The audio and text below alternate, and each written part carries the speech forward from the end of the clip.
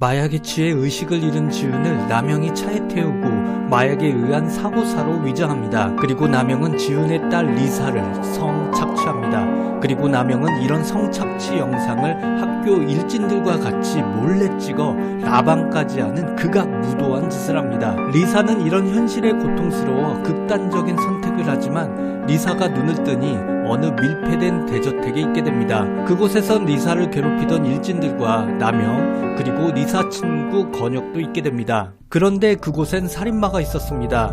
살인마는 그들에게 24시간 안에 탈출하지 못하면 모두 죽이겠다고 살해 위협을 합니다. 그런데 리사 행동이 이상합니다. 과거의 기억을 전혀 하지 못하는 것입니다. 그래서 친구들은 그때 극단적인 선택을 할 때 머리를 다쳐 기억을 잃어버린 것이라 생각합니다. 리사를 좋아하는 건혁은 이런 리사를 보호합니다. 또한 그곳에선 면미가 건혁을 좋아합니다. 면미는 사실 군비와 가깝게 지내던 일진녀였지만 군비가 리사의 성착취 라방을 한다는 사실을 안 이후 군비와 선을 긋습니다. 하지만 면미가 건혁에게 접근하는 방식이 좋지 못했습니다. 함정을 파서 해리가 어떻게 하지 못하게 만든 후 자신과 어울린 후 건혁에게 접근하려 했기 때문이었습니다. 어쨌든 그들은 그곳에서 탈출을 해야 합니다. 한 방에 갇힌 그들은 책 속에 숨겨진 열쇠를 찾게 됩니다. 남영은 꼭 찾아서 쓰라는 듯 열쇠가 있었다고 말합니다. 그러면서 이건 이곳을 탈출할 열쇠라 생각합니다. 사이가 안 좋은 군비와 면미는 결국 같은 방에 있길 포기하게 되고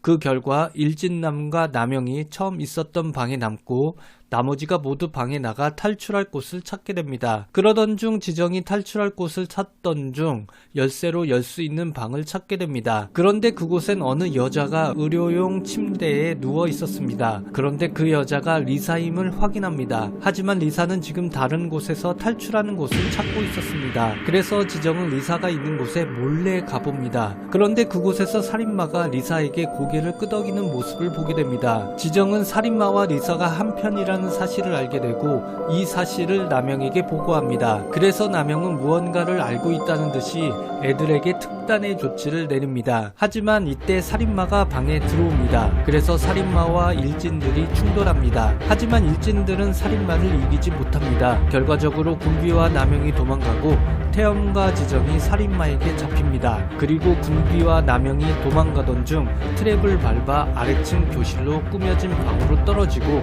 그곳에서 리사를 만나게 됩니다. 리사는 치명적인 판무파탈의 모습으로 교실에서 무슨 일이 있었는지 물어봅니다. 군비는 너무 겁에 질려 모든 지시는 남영이 시킨 거라며 자신은 시킨 일만 했다고 자백을 합니다. 이 말을 다 들을 때 살인마가 나타나 남영과 군비도 잡습니다. 결국 모든 인원은 탈출에 실패하고 어느 수술실에 갇히게 됩니다. 유일하게 건혁이 눈을 떠 이 상황을 이해하고 있을 때 남영도 눈을 뜹니다. 그리고 살인마는 이제 무시무시한 대못을 들고 자신이 하려고 했던 과업을 시작하려 합니다. 그럼 살인마의 과업은 무엇일까요? 그리고 의사의 정체는 무엇일까요?